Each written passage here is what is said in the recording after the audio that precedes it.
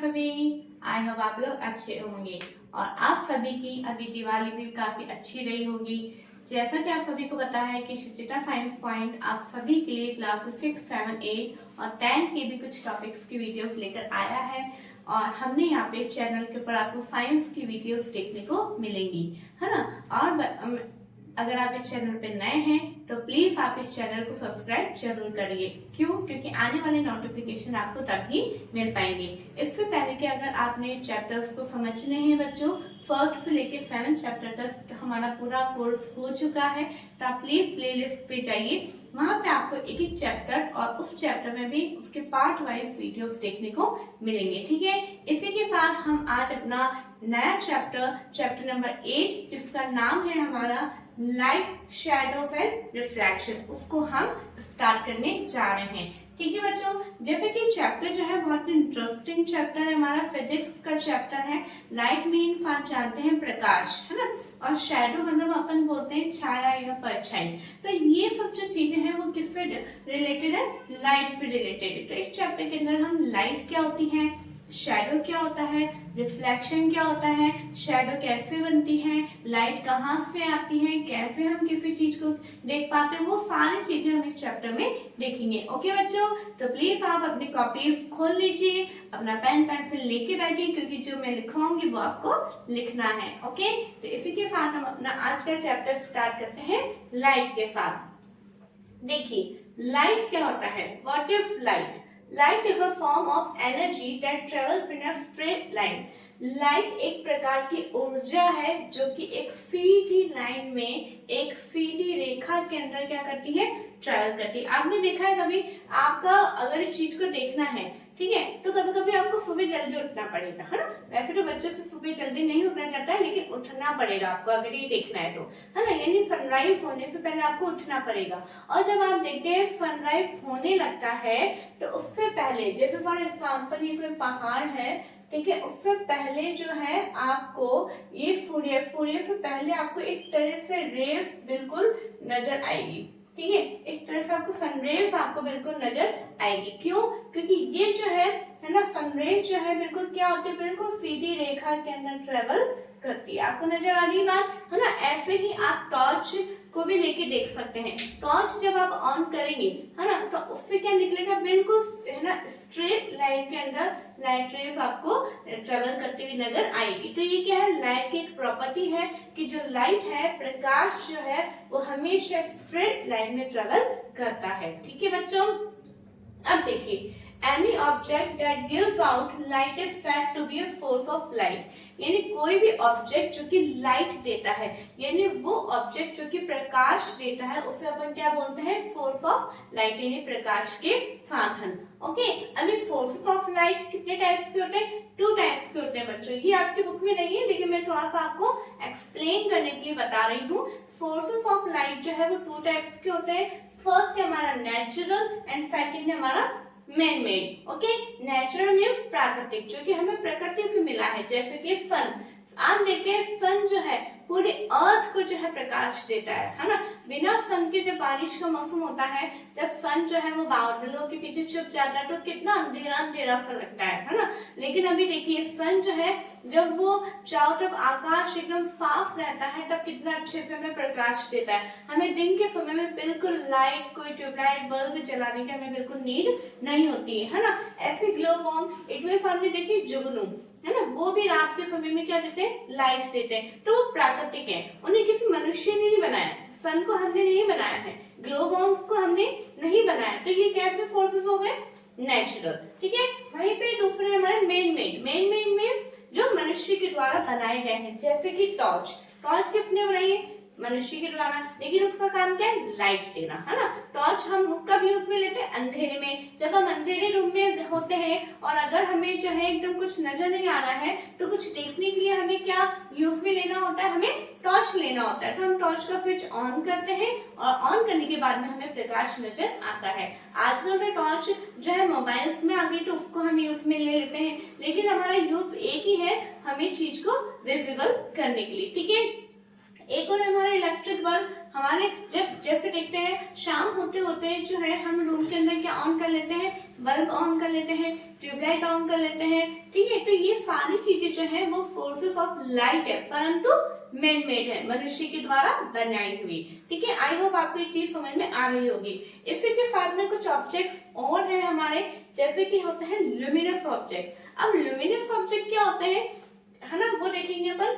These objects like the sun, stars that emit light of their own. It means वो object जिसका अपना खुद का प्रकाश होता है ना, और उसके द्वारा सब चीजें हमें नजर आती है। जैसे कि सन को किसी ने क्या प्रकाश दिया है, क्या सन को किसी ने वहां जाके बैटरी लगाई है कि हम फैन लगा रहे हैं अब तुम प्रकाश दो। हम टॉर्च के अंदर तो हमें जैसे फैन लगाना होता है, फैन हम लगाएंगे उतनी देर ही वो टॉर्च काम करेगी, लेकिन क्या सन को हमने जाके बैटरी दी है, नहीं दी है, ठीक है। तो ऐसे फोर्सेस, ऐसे ऑब्जेक्ट जो कि खुद अपने में से प्रकाश को निकालते हैं, उन्हें हम क्या बोलते हैं, ल्यूमिनस ऑब्जेक्ट बोलते हैं, और इन्हें हिंदी में हम दीप्त वस्तुएं भी बोलते हैं। इसी का अपोजिट भी मैंने लिखा है नॉन ल्यूमिनस ऑब्जेक्ट। ये हाल में आपके बुक में नहीं है, लेकिन मैंने आपको पता होना चाहिए कि वो ऑब्जेक्ट जो कि जिनमें से अपना खुद का प्रकाश नहीं निकलता, उन्हें क्या बोलते हैं, तो उन्हें हम बोलते हैं नॉन ल्यूमिनस ऑब्जेक्ट। जैसे कि देखिए, these are objects like table, chairs, moon that do not emit light of their own, ठीक है। यानी आप देखिए वो ऑब्जेक्ट जिनमें जो उनमें खुद का तो कोई प्रकाश नहीं होता है, लेकिन जो है वो फिर भी हमें विजिबल होते हैं, ठीक है। उनको अपन क्या बोलते हैं, नॉन ल्यूमिनस। अब यहाँ पे मून का एग्जांपल भी मैंने लिखा है। आप कुछ में से कुछ बच्चों को जैसे गलतफहमी रहती है कि मून का भी एक लाइट होता है, क्योंकि रात के समय में बहुत ही सुंदर मून चमकता है, चंद्रमा की चांदनी चारों तरफ हमें रात के अंदर वही प्रकाश देती है। तो ऐसा नहीं है। ऐसा क्यों होता है बच्चों, आपने ज्योग्राफी के अंदर पढ़ा होगा कि जो सन होता है, सन की किरणें यानी जो सन रेज होती है वो मून के ऊपर गिरती है। देखिए थोड़ा सा देख लेते हैं अपन। जैसे कि सन है ये, ठीक है, ये सन रेज इसकी चारों तरफ निकलती है ना, और ये बीच में हमारी अर्थ और ये है हमारा मून। तो सनरेज जो है जितनी मून के ऊपर, जितने पोर्शन के ऊपर गिरती है, उतना पोर्शन इस मून का चमकता है, ठीक है। आप देखते हैं, थोड़ा सा भी टॉपिक से हट के हो जाएगा, लेकिन थोड़ा सा नॉलेज दे देती हूँ मैं। आप देखते हैं कि मून का जो साइज अलग अलग हमें नजर आता है। कभी तो फुल मून नजर आता है, कभी हाफ मून नजर आता है, कभी बिल्कुल पतला सा इस तरह से नजर आता है ना, बिल्कुल पतला सा। ऐसा क्यों होता है, यही क्योंकि बीच में क्या आ गई हमारे अर्थ, सन और मून के बीच में क्या आ गई हमारी अर्थ। अब अर्थ भी रोटेट करती है, ठीक है। तो ये सन की जितनी भी रेस जो है, जितना मून के ऊपर गिरेगी, उतना इस मून का उतना पोर्शन क्या करेगा, चमक देगा, उतना पोर्शन जो है चमकीला बनेगा, और वो ही ना जो प्रकाश जो मून में से हमें निकलता है वो हमें नजर आता है, ठीक है। आई होप आपको समझ में आ गया होगा। तो मून क्या है, नॉन ल्यूमिनस ऑब्जेक्ट है। अब यहाँ पे कुछ ऑब्जेक्ट्स और है ना, जिसके द्वारा हम देख पाते हैं या नहीं देख पाते हैं, तो वो है हमारा ट्रांसपेरेंट ऑब्जेक्ट। ट्रांसपेरेंट ऑब्जेक्ट को हिंदी में हम क्या बोलते हैं, पारदर्शी वस्तुएं। देखिए क्या होता है ये, it is allowing light to pass through it. ये ऐसे ऑब्जेक्ट होते हैं जो प्रकाश की किरणों को अपने अंदर से पूरा पास होने देते हैं, पूरा गुजरने देते हैं, ठीक है। We are able to see clearly through an object, और इसमें से हम किस ऑब्जेक्ट को आराम से पूरे अच्छे से क्लियरली देख पाते हैं। आप देखिए, जब कभी आप है ना किसी जनरल स्टोर शॉप पे जाते हैं, ठीक है, वहां पे आगे जो है कांच की एकदम है ना, कांच के बॉटल्स रखी हुई होती हैं, या एक प्लास्टिक के जो होते हैं कंटेनर्स रखे हुए होते हैं, उनके अंदर चॉकलेट्स डाल के रखते हैं शॉपकीपर। क्यों, ताकि वो जो है उसमें से हमें आराम से नजर आ सके।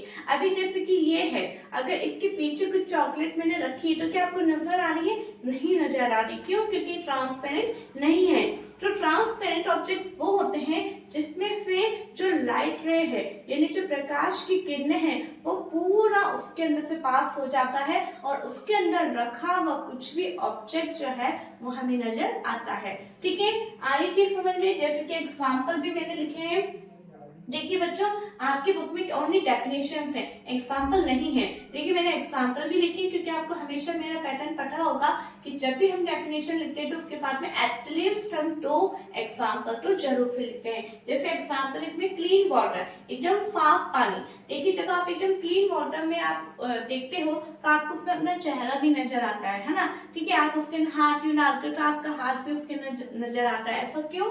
क्योंकि क्लीन वाटर के अंदर से सनरेज पास हो जाती, लाइट रेज पास हो जाती, जो कि हमें नजर आता है। ठीक है, ऐसे क्लीन ग्लास जैसे कांच का मैंने बताया आपको, एंड एयर। ठीक है, नेक्स्ट ऑब्जेक्ट है हमारा ओपेक ऑब्जेक्ट। ओपेक ऑब्जेक्ट यानी these object are do not allow light to pass through them. ऐसे ऑब्जेक्ट जो कि अपने में से लाइट को पास होने नहीं देते हैं, जैसे कि है ना, जैसे मैंने आपके सामने ये एक ऑब्जेक्ट रखा है, इसमें से अगर मेरे ये फिंगर यूं रखी हुई तो क्या आपको नजर आ रही? नहीं, क्योंकि इसमें से लाइट रेज नजर ही नहीं आ रही। देखिए कोई भी चीज को देखने के लिए क्या जरूरी है? सबसे पहले लाइट, है ना, यानी लाइट रे उसके ऊपर से गिरेगी जब चीजें हमें नजर आएगी, है ना। तो यहाँ पे जो ओपेक ऑब्जेक्ट है वो अपने में से लाइट रे उसको पास होने बिल्कुल नहीं देता है, जिसके कारण we are not able to see through an object, जिसके कारण हम ऑब्जेक्ट को देख नहीं पाते हैं। एग्जाम्पल वुड, मेटल, और भी आप लिख सकते हैं, मैंने दोनों ही एग्जाम्पल लिखे हैं। ठीक है, नेक्स्ट आता है हमारा translucent object. Okay, these objects are that allow only some light to pass through them. ये वो ऑब्जेक्ट है जो कि अपने में से कुछ ही लाइट रेज को पास होने देते हैं। We cannot see clearly through them. हम इनमें से आर पार देख तो सकते हैं लेकिन एकदम क्लियरली नहीं देख पाते हैं, है ना। एग्जाम्पल एक butter paper and muddy water, यानी जो मिट्टी वाला जो पानी होता है या फिर जो बटर पेपर है। और देखिए आप देखना कि कुछ खिड़कियों में विंडो ग्लासेस ऐसे लगे हुए होते हैं कि उसके जैसे पीछे अगर कोई खड़ा है तो वो हमें नजर आ जाएगा कि कुछ है, कोई वहां पे खड़ा है, लेकिन कौन खड़ा है ना, क्या है रखा हुआ, वो हमें क्लियर नजर नहीं आता। क्यों? क्योंकि इसमें से लाइट रेज थोड़ी ही पास होती है, इस वजह से थोड़ा ही नजर आता है। आई होप आपको ये सारे ऑब्जेक्ट्स के बारे में समझ में आया होगा। ठीक है बच्चों, अब नेक्स्ट हमारा एक नया टॉपिक यहाँ पे स्टार्ट होता है, शैडो। लाइट क्या होती है, लाइट हमें कैसे ऑब्जेक्ट्स को देखने में हमारी मदद करती है, वो भी आपने देख लिया।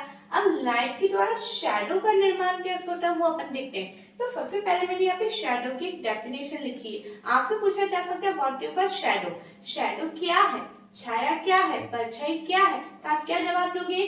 Shadow is a dark patch. Shadow क्या है? एक डार्क पैच है formed when the path of light is obstructed by an opaque object. It means क्या है?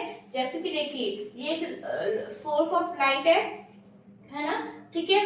परछाई कैसे बनती है उसका आपको पता है, लेकिन थोड़ा सा हमें लैंग्वेज में समझना पड़ेगा कि ये किसी एक ऑब्जेक्ट, ओपेक ऑब्जेक्ट के ऊपर रखी हुई है। देखो यहाँ पे बात को ध्यान में रखने वाली बात है कि ओपेक ऑब्जेक्ट होना चाहिए। ट्रांसपेरेंट ऑब्जेक्ट की कभी भी शैडो नहीं बनती। क्यों?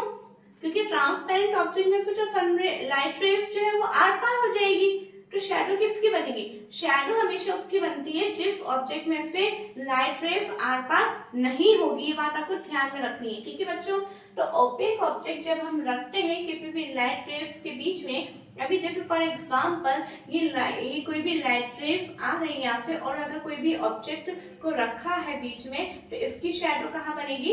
ये आप देख सकते हैं, इसकी शैडो जो है मेरे हाथ के ऊपर यहाँ पे बन रही है। या कभी आप भी जो है सन के सामने खड़े हो जाइएगा और पीछे अगर आप देखेंगे तो आपकी शैडो पीछे बनती हुई आपको नजर आएगी, है ना।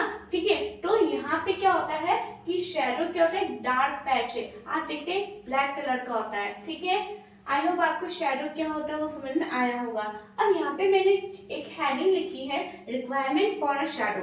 देखो सारे क्वेश्चन इस तरीके से बन सकते हैं, इसलिए मैंने आपको हमेशा से कहती हूँ कि जो मैंने जिस तरीके से नोट्स लिखे हैं वो आपको अपनी कॉपी में जरूर से नोट डाउन करने हैं, है ना। शैडो बनने के लिए क्या क्या चीज की रिक्वायरमेंट होती है आपसे पूछेंगे, तो क्या होती है? A source of light. सबसे पहले तो कोई एक लाइट का सोर्स होना चाहिए। ठीक है, अगर लाइट ही नहीं होगी, प्रकाश ही नहीं होगा, तो शैडो किस बात की बनेगी? ठीक है, तो सबसे पहले लाइट होना जरूरी है। फिर सेकंड थिंग है एन ओपेक ऑब्जेक्ट, है ना। कोई ऑब्जेक्ट ही नहीं होगा तो उस ऑब्जेक्ट की शैडो कैसे बनेगी, तो ऑब्जेक्ट भी होना जरूरी है। फिर है हमारा स्क्रीन, यानी शैडो किसके ऊपर बनेगी। जैसे अभी मैंने आपको एग्जांपल दिया था कि मान लो बाहर से कोई लाइट रे आ रही है, ये मेरा ओपेक ऑब्जेक्ट हो गया और ये मेरी स्क्रीन हो गई। तो इस ओपेक ऑब्जेक्ट की जो है जैसे लाइट रे से टकराएगी, टकरा के जब इसका जो शैडो है किसके ऊपर बनेगा, कुछ तो स्क्रीन होनी चाहिए ना, है ना, तो स्क्रीन होगी तभी उसके ऊपर शैडो बनेगा। अब जैसे आप कभी खड़े होते हैं दिन में धूप के समय में, अगर आप खड़े होते हैं सनरेज के सामने तो आपकी शैडो जो है आपके आसपास की वॉल के ऊपर बनती है, वॉल नहीं होती तो नीचे फर्श के ऊपर बन जाती है। ठीक है, आ रही बात समझ में। तो इस तरीके से अभी देखिए, अभी जैसे अगर आपको थोड़ा सा नजर आ रहा है तो मेरे जैसे यहाँ पे ट्यूबलाइट्स ऑन है तो मेरे हाथ की भी शैडो इस बोर्ड के ऊपर बन रही है। ठीक है बच्चों, तो इस तरीके से आप शैडो को खुद इम्प्लीमेंट करके देख सकते हैं। जैसे आपकी बुक में बहुत सारी एक्सरसाइज एक्टिविटीज दी हुई है कि शैडो कैसे बनती है, लेकिन मैं ये समझती हूँ कि हम सभी शैडो से बहुत ही अच्छे से परिचित हैं, और अगर नहीं है तो प्लीज आप एक बार लाइट सोर्स के सामने जाइए। अगर आप रूम में बैठे हैं अभी, ठीक है, आप अगर अभी जिस भी समय आप इस वीडियो को देख रहे हैं, अगर दिन के समय में देख रहे हैं तो आप प्लीज सनराइज के सामने जाइए, आप वहां पे आपको शैडो नजर आएगी। ठीक है, या कोई आप बॉक्स रख लीजिए साथ में, बॉक्स को आप फर्श पे रखिए तो आप देखेंगे कि बॉक्स की शैडो आपको बनती हुई नजर आएगी। ठीक है, अब नेक्स्ट पॉइंट यहाँ पे मैंने लिखा है A shadow is always black in color. Shadow का हमेशा कलर कैसा होता है, ब्लैक कलर का होता है। चाहे वो ऑब्जेक्ट जो है कोई से भी कलर का क्यों ना हो, चाहे वो व्हाइट कलर का हो, चाहे कोई कलरफुल हो, किसी भी कलर का क्यों ना हो, लेकिन शैडो हमेशा ब्लैक कलर की ही बनेगी। ठीक है, and is of the same shape as the object. और एक और इसकी क्वालिटी ये है कि शैडो जो है, जो ऑब्जेक्ट का शेप है ना, वही शेप की बनेगी। ठीक है, आप देखते हैं अगर मैंने हाथ को यूं करके खड़ी होंगी तो मेरी शैडो भी ऐसे ही बनेगी, अगर मैं यूं करके खड़ी होंगी तो मेरी शैडो भी ऐसे ही बनेगी। ठीक है बच्चों, अगर मैंने इस मार्कर को यूं रखा है तो इसकी शैडो बनने वाली भी कैप ऊपर और इस तरह से बनेगी, अगर मैं इस तरह से रखती हूँ तो शैडो इस तरह से ही बनेगी। ठीक है ना, आई होप जैसे मैंने यहाँ पे थोड़ा सा समझाने के लिए आपको बनाया, जैसे बॉक्स है, बॉक्स की शैडो स्क्रीन के ऊपर बिल्कुल वैसे ही बनेगी। ठीक है बच्चों, तो आई होप आपको इतना समझ में आया होगा। और आगे का नेक्स्ट टॉपिक हमारा जैसे कि पिन होल कैमरा वगैरह रहेगा, वो हम जरूर इसमें भी करेंगे, लेकिन इससे पहले आप स्क्रीनशॉट ले लीजिए ताकि आप फटाफट से इसके नोट्स लिखो। और मैं भी कहना चाहूंगी कि अभी हैंड टू हैंड आप इस वीडियो को 1 मिनट के लिए पॉज करिए और प्लीज आप इसके नोट्स अभी हैंड टू हैंड लिख लीजिए, क्योंकि कई बार बच्चे ऐसे होते हैं कि हाँ लिख लेंगे, ठीक है, और फिर वो रह ही जाता है। ओके बच्चों, तो आप प्लीज इसे लिखिए।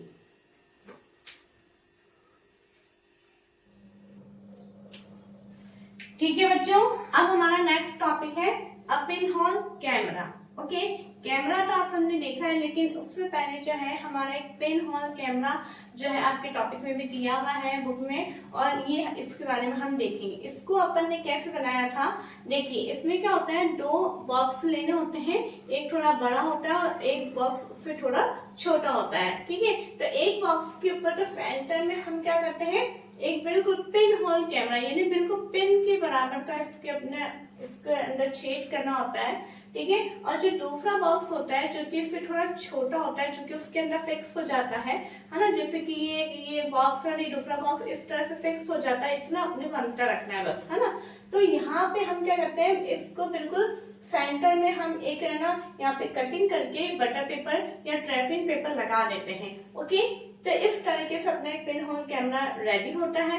अब अपने को क्या करना होता है, यहाँ से हम इसको अंदर बाहर कर सकते हैं बॉक्स को।